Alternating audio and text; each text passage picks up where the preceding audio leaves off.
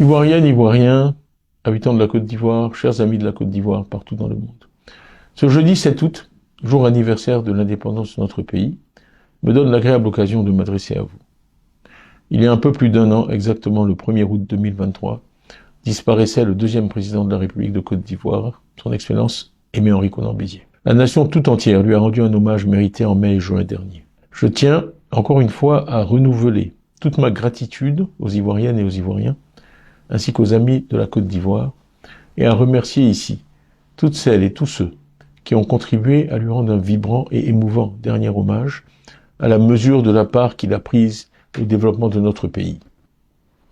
Le PDCI-RDA, notre parti, a tenu à saluer le premier anniversaire de cette perte cruelle partout où notre parti est implanté en Côte d'Ivoire et à l'étranger. J'ai moi-même présidé ces commémorations en France où je me trouve. J'ai une pensée émue pour sa veuve et sa famille, et leur exprime ici toute ma sollicitude. Ivoiriennes, Ivoiriens, alors que nous célébrons le 64e anniversaire de l'indépendance du pays fondé par Félix Houphouët-Boigny, j'aimerais vous demander de m'accorder quelques minutes de votre temps aujourd'hui pour que nous réfléchissions ensemble au sens profond de l'action qu'a menée pendant toute sa vie ce grand homme, le père de notre nation. Cela me paraît nécessaire car nous entrerons dans quelques mois dans une année essentielle pour l'avenir de notre pays, avec une élection présidentielle en octobre 2025. Le 7 août est chaque année une date toute particulière dans le calendrier de notre nation. C'est en effet l'anniversaire de la création de la Côte d'Ivoire, une date à laquelle le devoir s'impose à nous de marquer un temps d'arrêt pour, d'une part, réfléchir à notre histoire commune, tirer les leçons du passé, et d'autre part, imaginer notre avenir commun. Je vais procéder à une analyse de certains éléments de notre passé, de 1960 à aujourd'hui, pour en tirer quelques leçons essentielles. Je veux vous parler ce soir d'une valeur qui était la valeur la plus chère au président Houphouët-Boigny, la paix. Il ne se lassait pas d'en parler dans chacune de ses interventions, nous exhortant, nous tous Ivoiriens, à chérir la paix, à nourrir et à développer un véritable amour de la paix.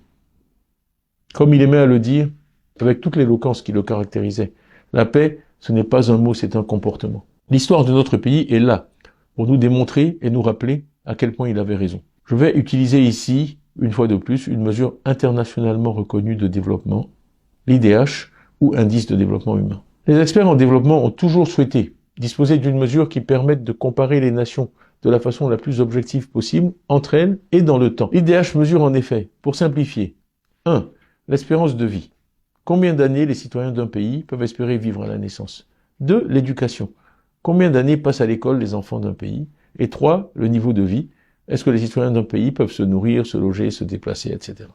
L'IDH, c'est donc la durée de vie, l'éducation et le niveau de vie. Ces mesures sont effectuées chaque année pour tous les pays, à partir de données fournies par les gouvernements de chaque pays eux-mêmes.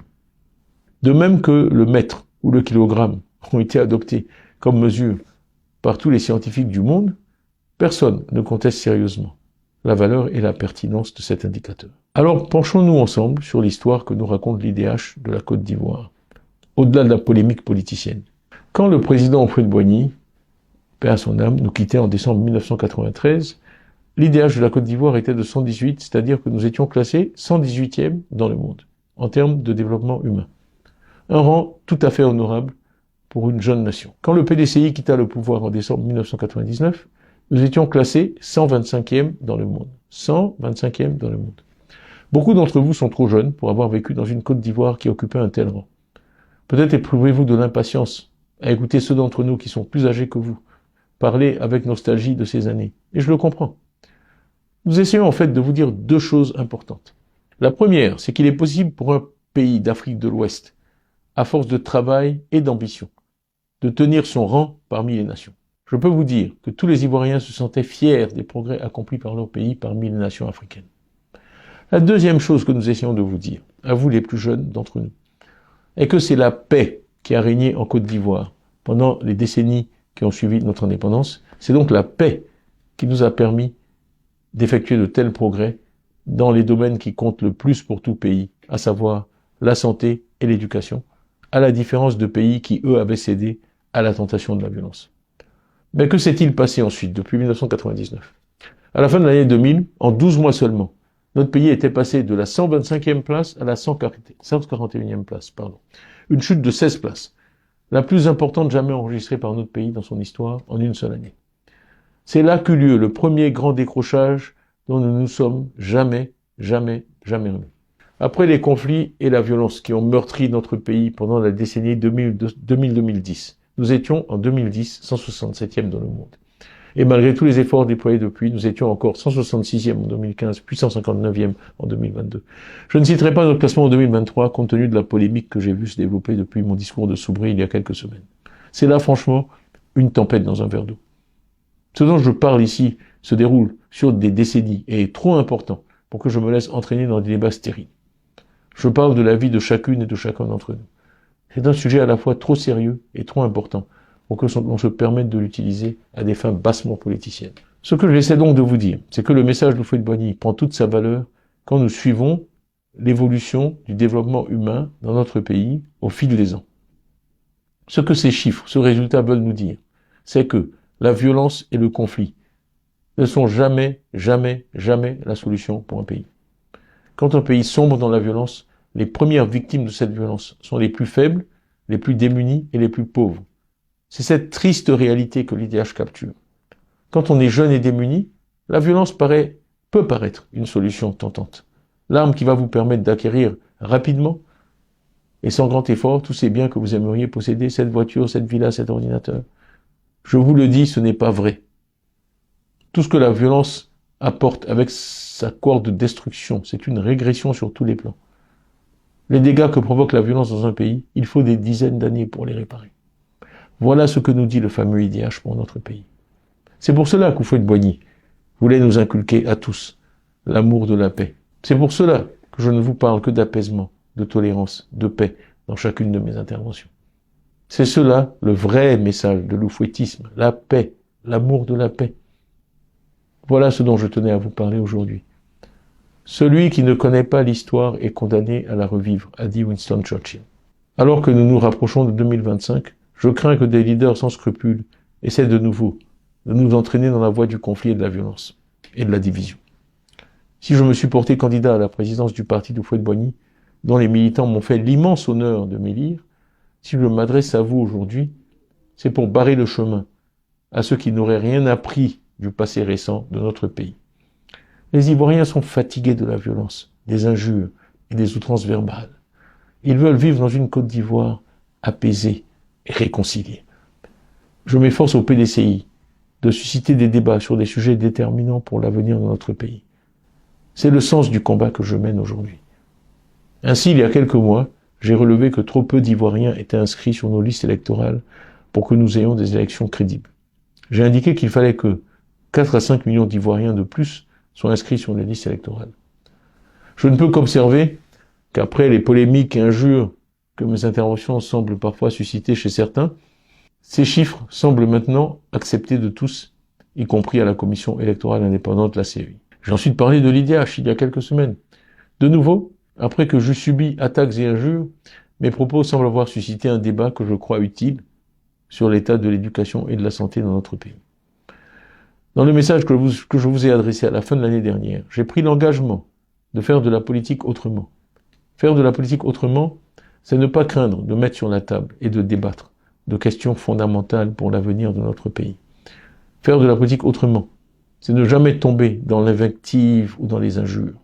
Donc, malgré les attaques dont je suis l'objet de façon maintenant quasi quotidienne, je suis resté fidèle à cette ligne de conduite et je n'en dévierai pas.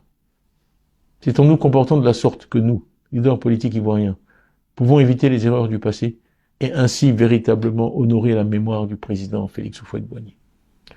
Tous les jours, quand je les rencontre, les Ivoiriens me disent à quel point ils apprécient ma démarche et celle du PDCI. Et je dois avouer que cela me fait chaud au cœur et m'encourage à poursuivre dans cette voie.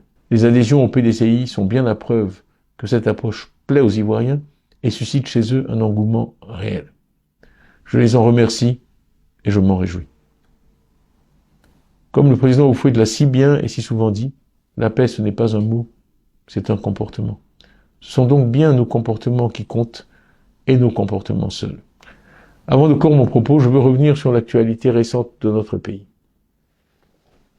Sur le plan social, si on peut se féliciter du succès éclatant de nos éléphants lors de la CAN 2023 et de la bonne organisation de ce rendez-vous sportif continental par le gouvernement, nous regrettons les déguerpissements sans ménagement de population que nous avons tous pu observer avec tristesse depuis. Pendant la dernière semaine du mois de juillet, le cas d'Adjamé, où il y a eu de violentes échauffourées, fut particulièrement choquant. Et je tiens à exprimer ici ma compassion aux victimes de ces circonstances malheureuses. S'il est parfois nécessaire de procéder à des déplacements involontaires de population dans le cadre de projets de développement, nous invitons les autorités à respecter les normes internationales dans ce domaine qui imposent la concertation avec les populations, leur dédommagement et le cas échéant leur relogement. Je me réjouis que le chef de l'État ait annoncé des mesures dans ce sens dans son discours du 6 août et nous suivrons de près la mise en œuvre de ces mesures. Faire de la politique autrement, c'est aussi saluer, comme je viens de le faire, les initiatives du gouvernement lorsqu'elles vont dans le bon sens. Cela participe du patriotisme, du vrai patriotisme. Ivoirienne, Ivoirien, le PDCRD est porteur d'un projet social, économique et politique qui met avant tout l'accent sur la personne humaine, les femmes et les hommes de ce pays. Un projet qui fera régner la paix dans un pays de tolérance, un pays fier de sa diversité et qui offre à ses enfants, quel que soit leur lieu de naissance, leur religion ou leur ethnie, leur chance. 2025 sera une année particulièrement importante pour notre pays. Nous souhaitons qu'enfin l'année prochaine, les Ivoiriens fassent l'expérience d'une élection transparente, crédible, inclusive et apaisée. Nous travaillons dans ce sens avec la société civile et différents partis politiques. Ivoiriens, Ivoiriens, habitants de la Côte d'Ivoire, le 7 août est notre fête. Je veux avoir une pensée ici pour nos athlètes qui participent actuellement aux Jeux de la 33e Olympiade à Paris. Ils illustrent avec brio le dynamisme de notre jeunesse et sans vouloir diminuer le mérite de nos athlètes masculins, je veux néanmoins saluer le travail effectué par les dirigeants de notre sport pour la promotion du sport chez les femmes. Nos athlètes ivoiriennes ont eu une participation fort remarquée à ces Jeux, avec une Ivoirienne en finale du 100 mètres et une autre en finale du 200 mètres. Elles donnent ainsi à des milliards de téléspectateurs à travers le monde une image positive de la femme ivoirienne et de la femme africaine. Le 7 août est aussi une fête marquée par un défilé militaire, ce qui me donne l'occasion de rendre un hommage mérité et appuyé aux officiers, sous-officiers, gendarmes, soldats, marins et aviateurs, qui assurent notre sécurité et garantissent le respect de notre souveraineté.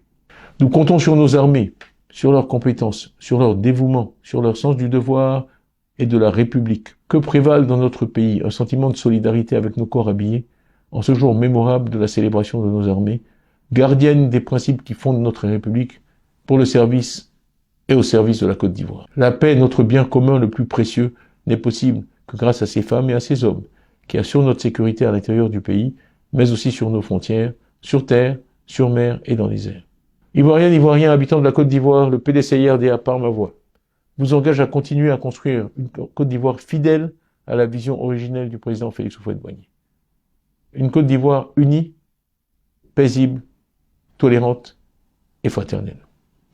Bonne fête de l'indépendance, vive la Côte d'Ivoire, vive la République.